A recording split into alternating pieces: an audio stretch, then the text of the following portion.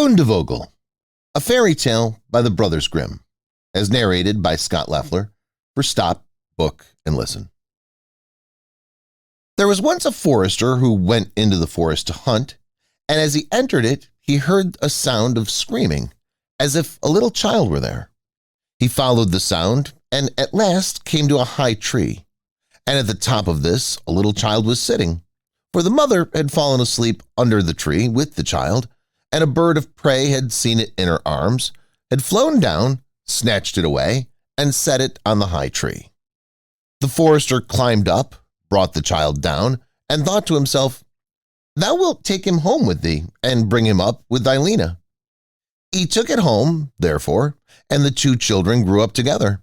The one, however, which he had found on a tree was called Fundevogel, because a bird had carried it away. Fundevogel and Lena loved each other so dearly that when they did not see each other, they were sad.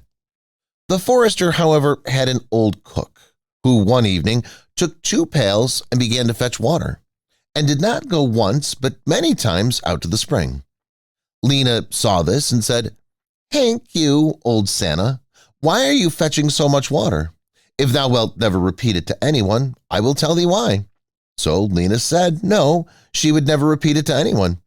And then the cook said, "Early tomorrow morning, when the forester is out hunting, I will heat the water, and when it is boiling in the kettle, I will throw in Fundevogel and will boil him in it." Betimes next morning, the forester got up and went out hunting, and when he was gone, the children were still in bed. Then Lena said to Fundevogel, "If thou wilt never leave me, I, too, will never leave thee." Fundevogel said, "Neither now nor ever will I leave thee." Then said Lena, "Then I will tell thee. Last night old Santa carried so many buckets of water into the house that I asked her why she was doing that, and she said that if I would promise not to tell anyone, she would tell me, and I said I would be sure not to tell anyone. And she said that early tomorrow morning, when father goes out hunting, she would set on the kettle full of water, throw thee into it, and boil thee. But we'll get up quickly, dress ourselves, and go away together." The 2 children therefore got up, dressed themselves quickly, and went away. When the water in the kettle was boiling, the cook went into the bedroom to fetch Fundevogel and throw him into it. But when she came in and went to the beds, both the children were gone. Then she was terribly alarmed, and she said to herself, "What shall I say now when the forester comes home and sees that the children are gone? They must be followed instantly to get them back again." Then the cook sent 3 servants after them, who were to run and overtake the children. The children, however, were sitting outside the forest, and when they saw from afar 3 servants running, Lena said to Fundevogel, "Never leave me, and I will never leave thee."